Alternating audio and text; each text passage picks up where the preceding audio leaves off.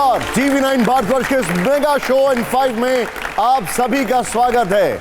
आज स्टूडियो में सिर्फ सवाल जवाब नहीं होंगे, हंगामा भी हो सकता है, क्योंकि हमारे आज के मेहमान खुद लिखते हैं कि कलम को खून में खुद को डुबोता हूं तो हंगामा, गिरेबा अपने आंसू में भिगोता हूं तो हंगामा, नहीं मुझ पर भी जो खुद की खबर वो है जमाने पर, मैं हंसता हूं तो हंगामा, मैं रोता हूं तो हंगामा। तो जोरदार आवाज के साथ बताइए कि आज के मेहमान कौन हैं? ठीक है आपने, कवियों की दुनिया में जिनका बहुत बड़ा नाम है, आंदोलन का कलाम है, सियासत पर फिलहाल अल्प विराम है, ना दक्षिण है ना वाम है, जिनके अपने शाम हैं, जिनके अपने राम हैं। जोरदार तालियों के साथ स्वागत करिए देश के सबसे लोकप्रिय कवियों में से एक, जिनकी हस्ती है खास। TV9 के स्टूडियो में 5 संपादकों का सामना करने आ रहे हैं, डॉक्टर कुमार विश्वास। तालियां। के साथ रहो तो सबसे बेहतर, मौन रहो आभारी है, सत्ता की कविता से केवल इतनी रिश्तेदारी है, सारी दुविधा प्रतिशत पर है, सच कितना बोला जाए, गूंगे सिखा रहे हैं हमको मुंह कितना खोला जाए। डॉक्टर साहब हिंदी के प्रोफेसर, श्रृंगार रस के कवि, आंदोलनकारी, राजनेता, अब राम कथा वाचक भी। आखिर कौन है कुमार विश्वास? कुमार विश्वास अपनी खुद की पहचान कैसे देखते हैं? देखिए, किसी व्यक्ति की अगर पहचान तय हो गई कि मैं कौन हूं और मुझे क्या करना है, तो इसका मतलब वो अब उपलब्ध हो गया, उसकी यात्रा विराम हो गई। क्या बात। तो एक अच्छे मनुष्य का जीवन, दिनकर जी की पंक्ति हैं, बड़ी वह रूह जो रोए बिना तन से निकलती है, बड़ा वह आदमी जो जिंदगी भर काम करता है। तो मेरे पिताजी 86 वर्ष की आयु में रोज 1 पेज 2 पेज का लेख लिखते हैं। तो जब उन्हें विराम नहीं है अभी, तो मेरा विराम लेना अपराध की श्रेणी में आ जाएगा। मैं आपसे ये जानना चाहूंगा, लोग पूछते हैं कि कुमार विश्वास जी ने सब कुछ तो कर लिया है, अब अगला पड़ाव क्या है? नहीं, ये गलत बात है, सब कुछ कर लिया। आपका पहली बात तो पड़ाव सुनिश्चित करके चलने वाले यात्रियों की जो यात्रा होती है वो निश्चित होती है। मुझे यहाँ से वहाँ तक जाना है, यानी कि इससे आगे उनके जाने की संभावना समाप्त हो गई है। हद तजे सो मानवा बेहद तजे सो साध, हद बेहद दोनों तजे तिनका मता आगाज, जो कबीर कहते हैं। तो अपनी तो यात्रा तय ही नहीं है। अंदर से हिलोराई कि भाई ये इंजीनियरिंग का सवाल नहीं सॉल्व करना, कविता लिखनी है, कविता लग गए। फिर आया नहीं हिंदी पढ़ा, नहीं हिंदी में लग गए। फिर अचानक 2010-11 में एक माहौल बना जिसके शिकार सामने भी और यहाँ भी है। तो लगा कि नहीं देश बदलेगा, देश बदलेगा, चलो उठाओ नौकरी में इस्तीफा दे दो। 17 साल की नौकरी थी, 2 वर्ष बाद पेंशनेबल होने जा रही थी। आदमी जीवन भर सपना देखता है कि यार मैं प्रोफेसर रिटायर हो जाऊं।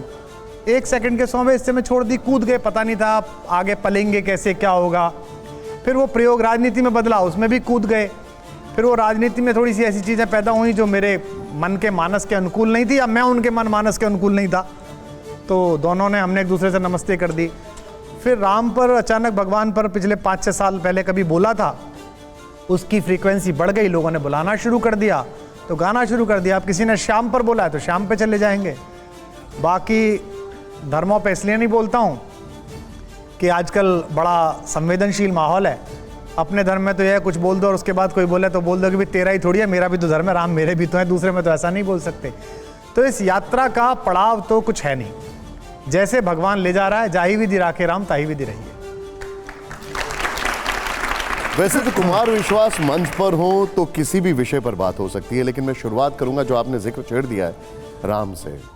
आपके राम कथा मंचों का नाम है अपने अपने राम। ऐसा क्यों? राम तो एक ही है, राम की सीख, शख्सियत, प्रेरणा हर किसी के लिए एक जैसी होनी चाहिए। नहीं, वो तो ठीक है, लेकिन क्या है कि मेरी माँ जो है वो राम को अलग तरीके से देखती हैं, मेरे पिता राम को अलग तरीके से देखते हैं। भरत के यश का वर्णन करते समय भरद्वाज ऋषि भरत से कहते हैं, नव विधु विमल तात यश तोरा। सब ऐसे आपने विद्वान संपादक गण बुलाए जिन्हें पढ़ के देख के मेरी चिंतना का बचपन संवरा है। तो और उसके नीचे कहते हैं कि रघुबर किंकर कुमुद चकोरा। तो मैं अभी पीछे एक दिन मानस पलट रहा था तो मुझे बड़ा इस पे बड़ा आश्चर्य सा हुआ कि गोस्वामी जी ने दो अलग अलग चीजें क्यों प्रयोग की, कि चकोर भी कहा और कुमुद भी कहा और एक ही राम के लिए कहा। भरद्वाज कह रहे हैं कि भाई हे भरत, तुम्हारा जो यश है ये नवीन चंद्रमा के समान है, और तुमसे प्रेम कौन करते हैं? राम से प्रेम करने वाले लोगों के लिए तुम जैसे कुमुद और चकोर प्रेम करते चंद्रमा से ऐसे हो, तो एक ही बोल सकते थे। तब मैंने ध्यान से उसकी व्याख्या सोची तो मेरे मन में ये समाधान आया कि गोस्वामी जी शायद ये कहना चाहते हैं कि राम दो हैं, एक राम राजा का बेटा जैसा कबीर कहते हैं, और एक राम जो घटघट में बैठा, जो अंदर बैठा हुआ है।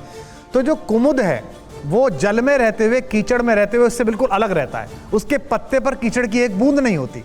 और चकोर जो है वो इसी पृथ्वी पर बैठा हुआ केवल प्रतीक्षा करता रहता है। तो एक सगुण भक्ति धारा वाले लोग हैं चकोर की तरह, जो मूर्ति की तरफ देखते रहते हैं। हाँ हाँ राघवेंद्र सरकार क्या सुंदर आपका विग्रह है, जैसे देखो तो आंसू निकल आए। और एक होता है जिसके अंदर बैठा हुआ राम है, उसे बाहर देखने की जरूरत ही नहीं है, अंदर देखा, दिल में रहती है मेरे तस्वीरें यार, जब जरा गर्दन झुकाई देख ली।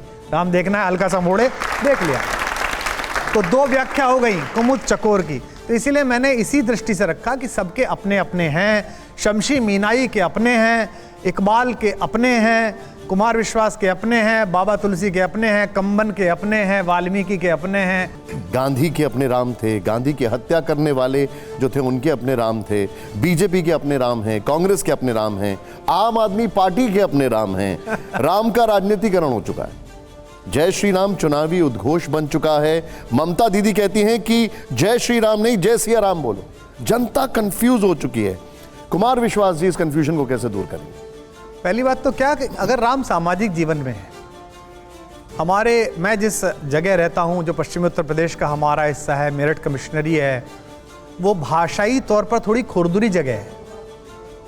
हम मेरठ के लोग जो हैं, हम लोग वो मन के बहुत अच्छे हैं, लेकिन हमने इतना संघर्ष झेला है।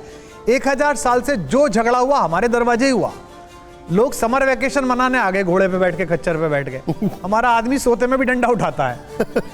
हमारा कहा जाता है ना कि लखनऊ में एक चौधरी साहब गए तो किसी लखनऊ के बहुत तहसीलदार आदमी ने कहा कि हुजूर चौधरी साहब मैं आपकी शान में गुस्ताखी करना चाहता हूँ। तो चौधरी साहब बोले करके देख। उनको लग रहा है कि कुछ गलत करना चाहते हैं, कि ऐसा नहीं है।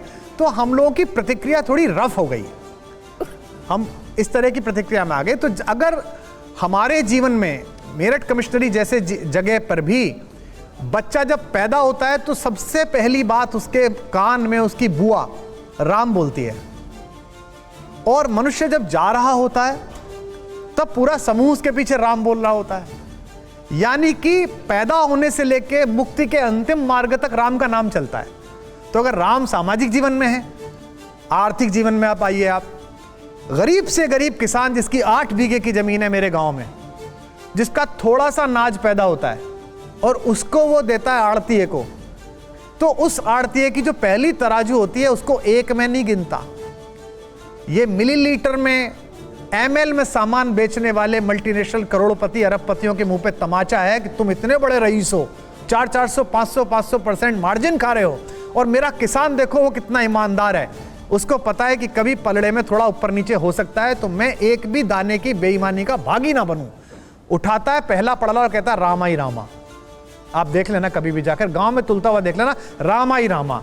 दूसरे पे कहता है एका ही एका, तीसरे पे कहता है, दूसरे पे कहता है दोया ही दो। यानी कि उसका पहला वाला तो टूट फूट में चला गया, कोई कमी हो। तो ये जो उसके आर्थिक जीवन में राम है, तो भैया जी जब सामाजिक जीवन में है, धार्मिक जीवन में है, सांस्कृतिक जीवन में है, आर्थिक जीवन में है, तो राजनीतिक जीवन में भी होगा।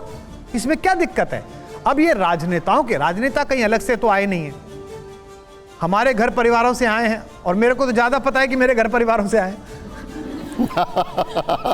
मेरे तो डबल बेड की बगल में से लेट के गए हैं, मेरे कुर्ते पहन के गए हैं, मेरा पैसा यूज करके गए, गाड़ी यूज करके गए, तो मुझे तो पता ही है कि वो कैसे हमारे घरों से आते हैं। तो अगर वो भी राम को अपने जीवन में उतार रहे हैं तो इसके लिए शुभकामना, और वो धर्म का उपयोग कर रहे हैं, ये मैं इसलिए नहीं रोक सकता कि विश्व में धर्म की सामाजिक अवधारणा जब से लागू हुई है किसी भी धर्म की, तब तब राज सत्ताओं ने उसका सहारा अपनी अक्षमताओं को छुपाने के लिए किया है, और दूसरी राज सत्ताओं ने दूसरी ताकतों ने राज सत्ता को अपदस्थ करने के लिए धर्म का ये गलत उपयोग कर रहे हैं, ये कह के उन्हें अपदस्थ करने का सहारा लिया है। विश्व इतिहास में यूनान से लेके चाइना से लेके हर जगह ये होता रहा है। तो अगर अब यहाँ भी हो रहा है, भारत में भी हो रहा है, तो मुझे लगता है धीमे धीमे लोगों में समग्र दृष्टि आएगी और वो धर्म और आध्यात्मिक चेतना में अंतर करना जिस दिन शुरू कर देंगे, उस दिन राजनीति उनका धार्मिक दुरुपयोग करना भूल जाएगी। कुमार मिश्रा जी, एक बात बताइए, बीजेपी और कांग्रेस के राम कैसे होंगे ये तो नहीं पूछूंगा, लेकिन आम आदमी पार्टी के राम कैसे हैं ये तो आपको पता ही होगा। नहीं, देखिए, पहली बात तो मेरा कोई संपर्क नहीं है किसी राजनीतिक विचारधारा से। मेरे लिए जैसे भाजपा है, कांग्रेस है, ऐसे ही वो पार्टी है। ये बात अलग है कि वो मेरे हाथों से उसका निर्माण हुआ, बहुत सारी चीज़ें मैंने बनाई कराई, 13-15 में चुनाव सारा संयोजन किया, लेकिन मुझे पता नहीं। और मैं ये मान के चलता हूँ कि इस समय जो वहाँ वैचारिकी है वो किसी भी राजनीतिक दल से अधिक खराब तो हो सकती है, अच्छी नहीं हो सकती है।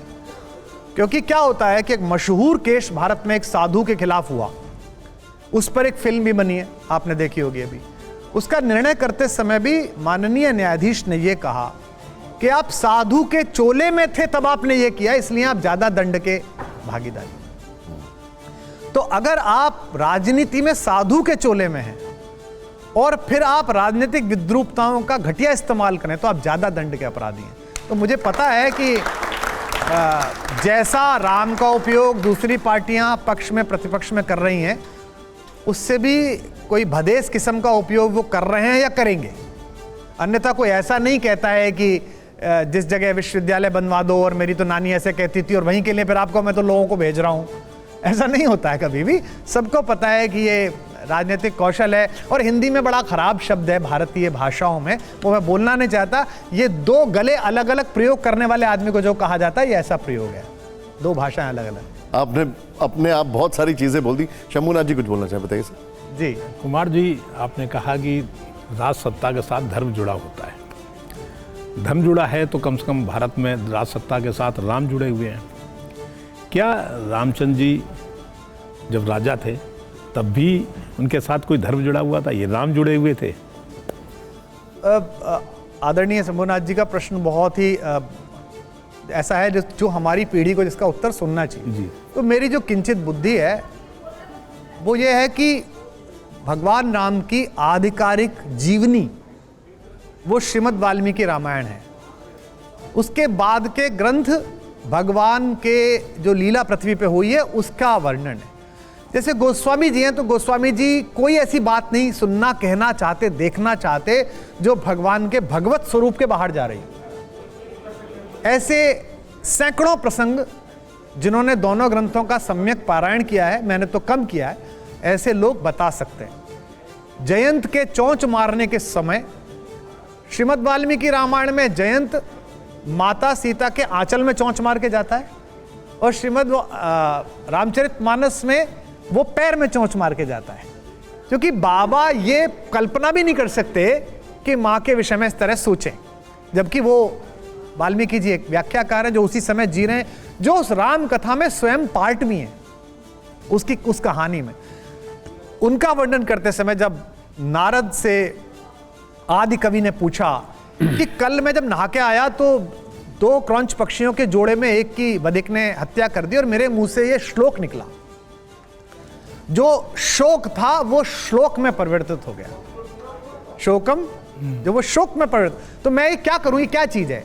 अनुष्टुप छंद था। तो नारद जी ने कहा ये तो कविता है, ये विश्व की पहली कविता जो आपके मुंह से निकली है और ये दुनिया में बड़ा काम करेगी।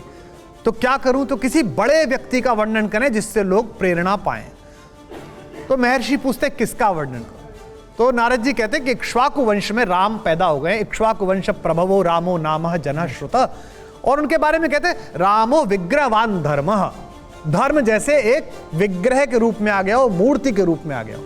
तो जो आपका प्रश्न है आदरणीय, राम तो स्वयं ही धर्म है, लेकिन राजा आगे कैसा आचरण करेगा इसे बताने के लिए राम, राम के पिता, राम के भाई, ये सब धार्मिक मर्यादा में आचरण करते हैं और धर्म गुरुओं से वो राय लेते हैं।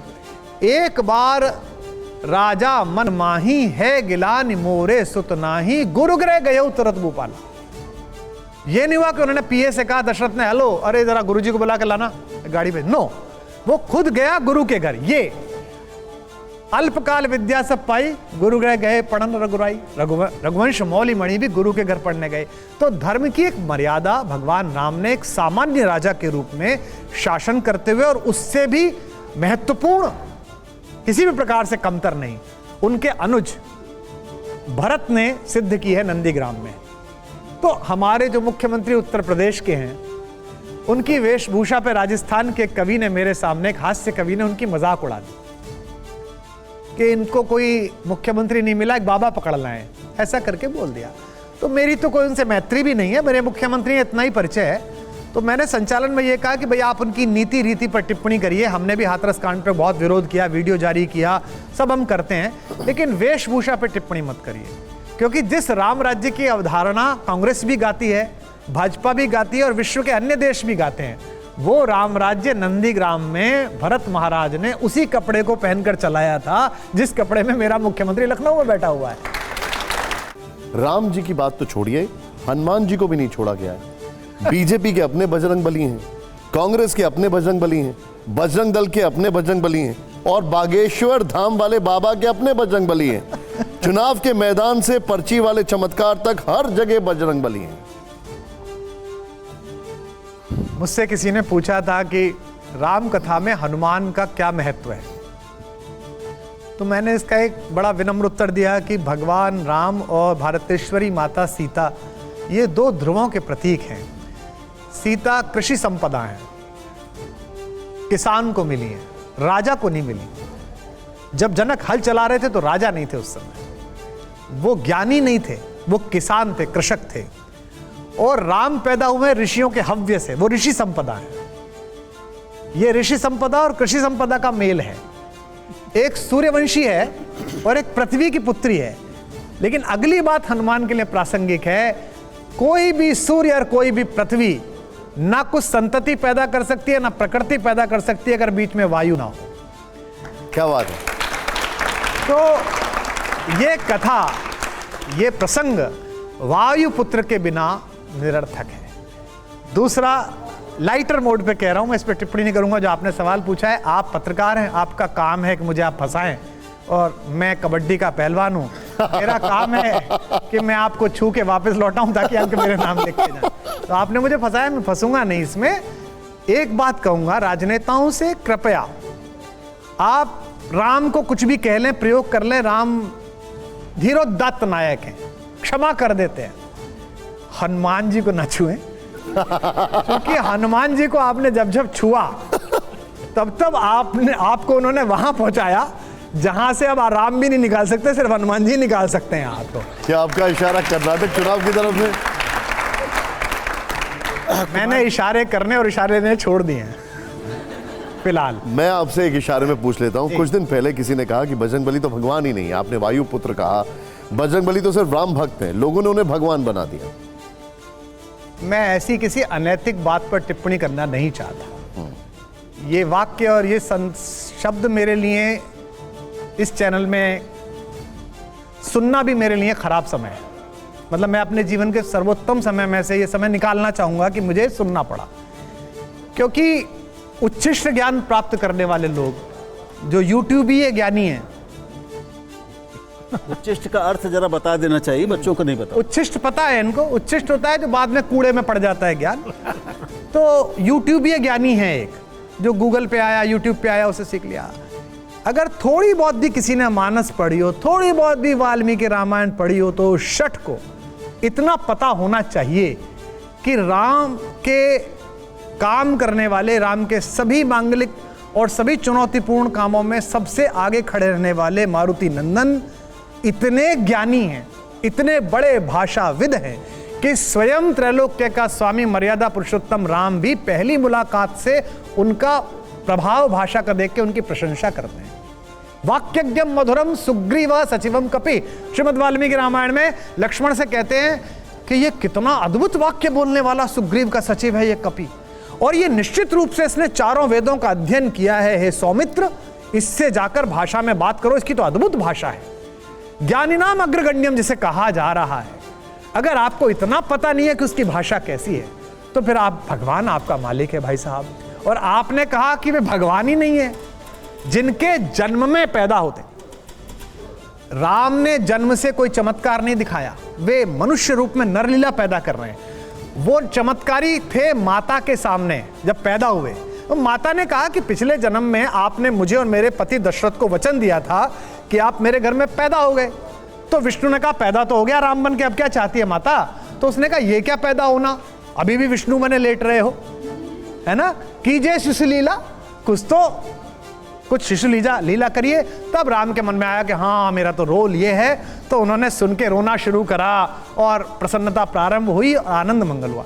लेकिन हनुमान भगवान है, देवत्व से विभूषित है, ये वो अपने बचपन में सूचित कर चुके हैं। जिस बच्चे ने बाल समय रविभक्ष लिया और जिसको 11वां रुद्र कहा जा रहा है, शंकर जिसके गुरु हैं, इंद्र ने जिसे जल में न डूबने का वरदान दिया, अग्नि ने जिसे कभी न जलने का वरदान दिया है, जो भाषा का इतना कौशलपूर्ण व्यक्ति है कि सुरसा जैसी एक इतनी बड़ी चीज को भी, इतने बड़े ऑब्स्टेकल को, इतनी बड़ी आपदा को भी अवसर में बदल देता अपनी भाषा की। लंकिनी से संवाद उनका देखिए कितना मधुर है।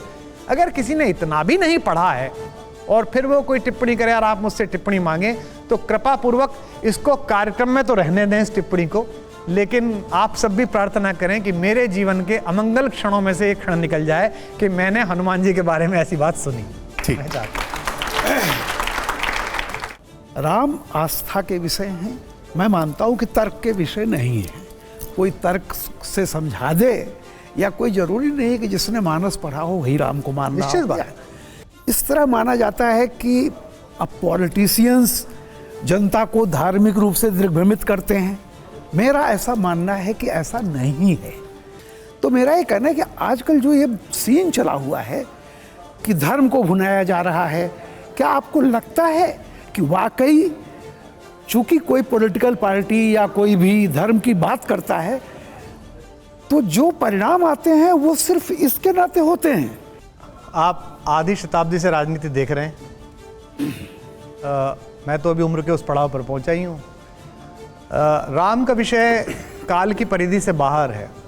ये पहली बार ऐसा नहीं हो रहा है कि मेजॉरिटी माइनॉरिटीज़ के बीच में संशय, संवाद में झिझक, ये बीच बीच में ऐसे फेज आते रहते हैं और ये होता रहेगा। मैं जब बहुत छोटा था, मैंने कहा 6-7 साल का रहा होऊंगा, तो मेरे पिताजी कॉलेज में प्रोफेसर थे और गांव जाते थे। तो एक बार मैं उनके साथ गांव जा रहा था, कई बार मैंने देखा तो हमारे गांव के बाहर माइनॉरिटीज़ की, सीधे बोलूं तो मुसलमानों की बस्तियां थी और बस से उतरने के बाद वो 1-1.5 किलोमीटर का रास्ता पैदल पार करना पड़ता था। तो वहाँ कई खान साहब चाचा वगैरह बैठे रहते थे। तो मेरे पिताजी जाते समय, निकलते समय उनको नमस्ते करते थे, चाचा राम राम। और मेरे पिताजी का नाम है डॉक्टर चंद्रपाल शर्मा और उनका गांव में नाम है चंदर। तो मैंने अक्सर देखा था कि जो बूढ़े बुजुर्ग थे वो इधर से बोला चाचा राम राम, राम राम चंदर मास्टर, और भैया ठीक है ये छोटा वाला दीख है, बेटा बाबा से राम राम करो। तो बिना ये जाने कि बाबा मौलाना कौन से हैं, मैं बाबा राम राम, राम राम, जीते रहो बेटा। ना तो चंदर मास्टर को ये कहने में दिक्कत आई कि ये बाबा है, ना उन खान साहब बाबा को उस समय दिक्कत आई ये कहने में कि ये पोता है। क्या बात है। ये समय था और ये समय लौटेगा। लेकिन ये लौटेगा कैसे सर? ये लौटेगा ऐसे जब राजनीति के इस कुचक्र को खान चाचा और चंदर मास्टर दोनों एक जैसा समझें। अब खान चाचा कुछ और समझे और चंदर मास्टर कुछ और समझे तो ये कभी नहीं आएगा। और मैंने पहले भी एक आध बार कहा है, इस सामने जो युवा बैठे हैं और जो सुन रहे हैं, अलग अलग लोग होंगे। मैं मानस पढ़ने वाला सनातनी व्यक्ति हूँ, ये भी ब्रह्म महाकाल का रक्षा सूत्र है, और मैं आत्मा के रेशे रेशे में आध्यात्मिक चेतना और धर्म है बचपन की वजह से, क्योंकि ऐसे ही परिवार में पैदा हुआ हूँ। लेकिन ईश्वर ना करे अगर कोई ऐसा क्षण आए इस देश के संविधान और गीता में से चुनाव का मुझे मौका पड़ जाए, कभी ना हो, भगवान ना करे, लेकिन कोई भगवान ना करे इस देश पे ऐसा संकट आए कि मुझ जैसे आदमी के इस चयन के आधार पर संकट टल सकता है, तो मैं बड़े भारी मन से रोते हुए गीता को एक तरफ रख के संविधान के ऊपर हाथ रख दूंगा कि मैं ये चुनूंगा। अब मैं यही बात अपने इस्लाम मानने वाले साथियों से, अपने खालसा पंथ मानने वाले साथियों से, अपने बाइबल में आस्था रखने वाले साथियों से मनवाना चाहता हूं, कहना चाहता हूं, अनुरोध करता हूं, और मैं मानता हूं वो ऐसे हैं, बस वो मेरी तरह मुखर होकर बोलना शुरू कर दें कि ईश्वर ना करे इस्लामिक देशों के ओपेक संगठन 58 संगठनों के दबाव में किसी और चक्कर में मेरे सामने क्षण आया कि पवित्र कुरान शरीफ और संविधान में से चुनने का मौका आया तो मैं 1 सेकंड का हिस्सा लगाऊंगा, मैं कहूंगा कि कुरान घर के अंदर है, बाहर मैं संविधान मानता हूं, मैं संविधान के साथ हूं। न किसी राहबर न रहगुजर से निकलेगा, हमारे पांव का कांटा हम ही से निकलेगा। क्या बात है राहुल जी। विश्वास, इसी पर एक बात सवाल मन में आया आपकी इस बात पे। ये जो विश्वास है आपका, जो अभी आपने प्रकट किया, उसमें एक भाव ये है, अंतर्निहित है कि आप सभी से एक समान विश्वास और आस्था की मांग कर रहे हैं।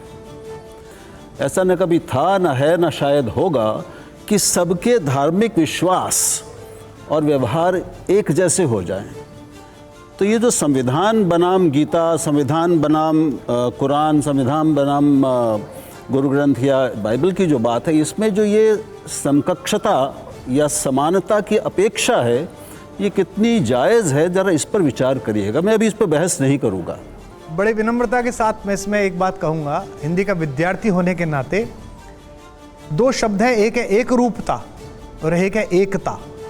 मैं यहाँ एक रूपता की मांग नहीं कर रहा। मैं ये नहीं कर रहा कि पूरा देश तिलक लगाए या पूरा देश टोपी पहने। मैं तिलक लगाऊं, तुम टोपी पहनो, लेकिन सड़क पर चलने का, बाईं तरफ चलने का जो कायदा, वो मैं भी मानूं, तुम भी मानो। तुम कहो कि मैं दाईं तरफ चलूंगा और मैं बाईं तरफ चलूंगा तो एक्सीडेंट होगा। कुमार विश्वास जी, एक तरफ आप राम कथा कहते हैं, राम और परशुराम के संवाद बताते हैं, लेकिन सोशल मीडिया पर आपके खुद के संवाद थोड़े बदल जाते हैं। मैं आपके कुछ पसंदीदा शब्द बताता हूं। आत्ममुग्ध, बौना, चिंटू, ये सब क्या है? आपने कभी डाई हुए कपड़े की धुलाई देखी है? तो पहली धुलाई में कपड़ा रंग छोड़ता है, फिर दूसरी धुलाई में छोड़ता है, फिर तीसरी धुलाई में छोड़ता है।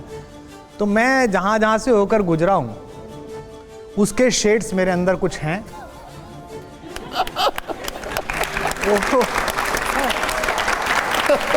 अच्छा है इसको अपना खाटीपन। वो कई बार बाहर निकल जाते हैं। और मैं ये क्यों मानूं कि मैं एब्सोल्युटली सही हूं? मुझ में 50 कमियां हैं, 100 ही होंगी बल्कि, जिन पर मैं निरंतर काम कर रहा हूं, और कुछ आयु से भी छूटती हैं। आप गंभीर होते हैं, आप बड़े होते हैं, आप माफ़ करना सीखते हैं, आप भूलना सीखते हैं, आप आगे चलते हैं, तो इसलिए हो जाती है। जहाँ तक आपने शब्द कहे, अभी भी ऐसा प्रतीत होता है, लगता है कि नील की कोठरी से आप निकले नहीं हैं, तो अभी बहुत धुलाई में नील निकलने वाला है आगे भी, ऐसा लगता है कभी कभी। क्योंकि ये भी हो सकता था कि प्रेम की कविताओं का कवि, जब प्रेम की प्रतिस्थापना ही सबसे ज़्यादा हिली हुई है देश में, समाज में, घरों में, विवाहों में, परिवार में, हर जगह पे आप देखिए असहिष्णुता और प्रेम की रिक्तता ये साफ दिखाई देती है। ऐसे समय में प्रेम की प्रतिस्थापना वाला कृष्ण, जो प्रेम का नायक है, उसकी प्रतिस्थापना भी कुमार विश्वास कर सकते थे। या जिनको मैं गॉड ऑफ डेमोक्रेसी कहता हूं, कि लोकतंत्र का सबसे बड़ा जो देव है, उन्नायक है, वो साक्षात शिव हैं। और शिव की कथा कोई नहीं कहता है, क्योंकि वो इतना लोकतांत्रिक है कि धर्म और जाति की और समाज व्यवस्था की दुकान चलाने वालों के लिए शिव जो है बाधा है। वो इसीलिए विष्णु सम्मत रहना चाहते हैं, वो इसीलिए सनातन सम्मत रहना चाहते हैं।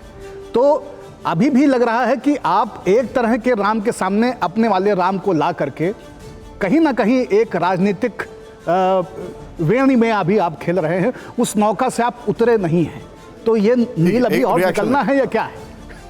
ये फाइव इंडिया का कपड़ा कब तक धुलेगा? नहीं, पहली बात तो ये है कि आपने कहा राजनीतिक, मेरा कोई राजनीतिक उद्देश्य इसलिए नहीं है कि मैं अगर कौशाम्बी में जाता हूँ अपने अपने राम बोलने, तो भारत के गृह मंत्री उस कार्यक्रम का उद्घाटन करने जाते हैं और मुख्यमंत्री उपस्थित होते हैं। मैं रायगढ़ जाता हूँ तो 3 घंटे भूपेश बघेल बैठे हैं, सुन रहे हैं। जहाँ तक आपने कहा शिव तत्व की बात, ऐसा नहीं है कि मैं उन पर नहीं बोलना चाहता, अवसर उसका नहीं मिला है, जैसे कृष्ण का नहीं मिला है। अब मथुरा में कुछ लोगों ने कहा है कि हम अपने अपने श्याम कराएंगे, कलकत्ता में कुछ लोगों ने कहा है। जहाँ से आपने प्रश्न प्रारंभ किया कि नील के अंश रह गए और एक विशेष जगह पर जाकर आघात होता है।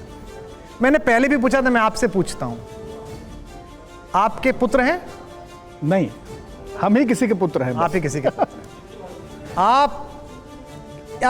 हैं। आपके पुत्र कॉलोनी में 12वीं में पढ़ने वाले अग्रवाल साहब के, श्रीवास्तव साहब के लड़के के साथ कोने में खड़े होकर पेड़ के नीचे और चरस का सुट्टा मारते हुए मिले, तो पहला जूता किस में मारेंगे आप?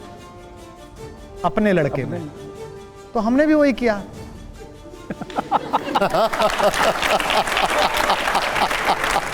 हमने क्या किया? यही तो किया। जी जी। भाई वो भाजपा कांग्रेस वो तो कह ही रहे थे कि हमारी तो दुकान है। उन्होंने तो कह रखा है, काउंटर लगा रखा है भाई। इधर है तो निरुद्देश्य है, इधर है तो प्रफुल्ल है।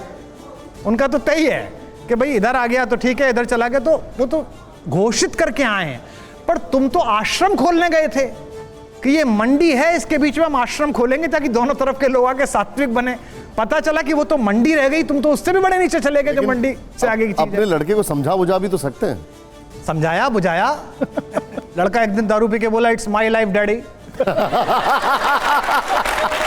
तो मैंने कहा भाई तेरी लाइफ है तो तू भुगत, अब तू अपनी लाइफ में लाइफ भुगत रहा है। इट्स नाउ और नेवर। ठीक है, तो ठीक है। पॉलिटिकल हो गया तो मैं अब आपको एक थोड़ा सा अलग चीज पे लेके जा रहा हूं। जहां ना पहुंचे रवि वहां पहुंचे कवि। डॉक्टर साहब, आप देश के बड़े कवि हैं। अब मैं एक रैपिड फायर राउंड दिखा रहा हूं और इसमें आपके सामने एक तस्वीर रखेंगे और जो पहला वाक्य आपके जहन में आएगा वो आपको बताना होगा। जोरदार तालियां दीजिए जरा रैपिड फायर राउंड के लिए। यहां पर जो मैं आपके सामने जो तस्वीर दिखा रहा हूं कुमार विश्वास जी, और ये सिर्फ आपके साथ ये वाला रैपिड फायर क्योंकि आप हमारे से, ये मैं आपको दिखा रहा हूं। आइए जरा प्ले ऑन करिए पहली तस्वीर और कुमार विश्वास जी का पहला रिएक्शन। भारत का विचार। क्या बात है, जोरदार तालियां हो जाए। दूसरी तस्वीर दिखाइए जरा। असंवैधानिक असहमति। जोरदार तालियां। तीसरी तस्वीर। पहला सवार। पहला सवार। एक और तस्वीर, हमारी चौथी तस्वीर दिखाइए जरा। योद्धा। योद्धा। पांचवी तस्वीर। संकल्प। संकल्प। छठी तस्वीर अब बताइएगा एक वर्ड में, आप मुझे जरा दिखाइए। भोला प्रयास।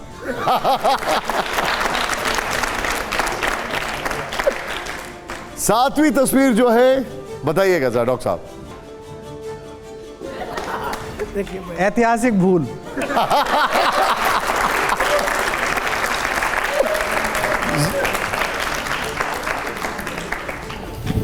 अब देखिए, आपने मुझे बताया कि हम जो आपसे बात कर रहे थे उसमें आपने सबके अपने अपने राम का जिक्र किया, सबके अपने अपने श्याम का जिक्र किया, लेकिन क्या देश में लोगों के अपने अपने कानून भी हो सकते हैं? क्योंकि देश में बहस बहुत दिनों से चल रही है कि सबका कानून एक हो, सबके अपने अपने कानून हो, इसको लेकर एक बहस चल रही है। देखिए, पहली बात तो क्या है कि जो आप जो सवाल पूछना चाह रहे हैं वो पेनल्टी कॉर्नर से पूछ रहे हैं।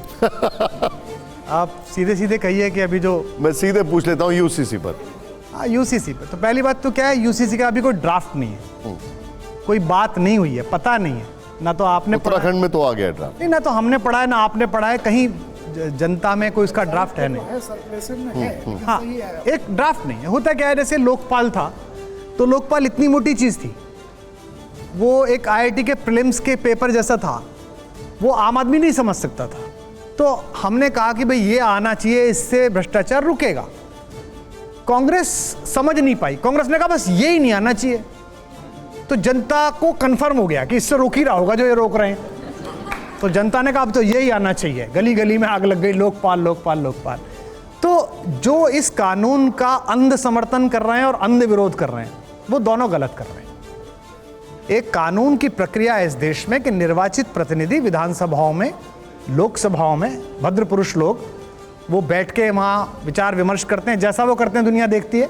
अब जैसे भी हैं वो, हम ही ने चुने, वो बैठ के इस पे विचार विमर्श करें, बात करें, संवाद करें, और फिर इसका हिंदुओं को क्या नुकसान है, हिंदुओं को क्या फ़ायदा है, इस्लाम में मुसलमानों को क्या नुकसान है, उनको क्या फ़ायदा है, और इन सबसे ऊपर उठ के देश को क्या फ़ायदा है, और क्या एक नया कानून जो आ रहा है उससे हमारी राष्ट्रीय प्रगति में कोई फ़ायदा होगा, ये होना चाहिए। हाँ, मौलिक तौर पर प्रधानमंत्री ने अभी इस विचार का बीजारोपण नागरिक आचार संहिता और नागरिक वैचारिकी में किया है।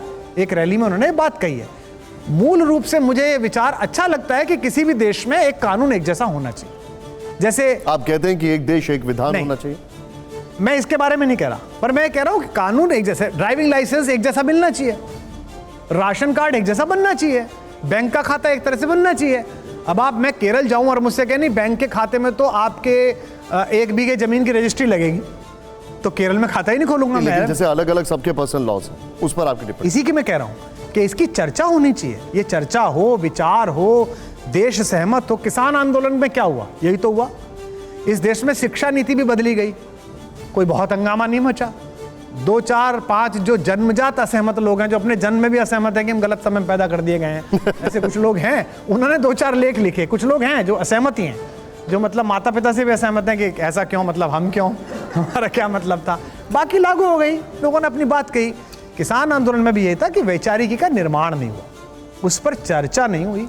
शायद इसीलिए एक पक्ष जो था बहुत एग्रेशन में आया, और अल्टीमेटली उस एग्रेशन की तीव्रता को देखते हुए सरकार को निर्णय लेना पड़ा कि अभी से रोकते हैं।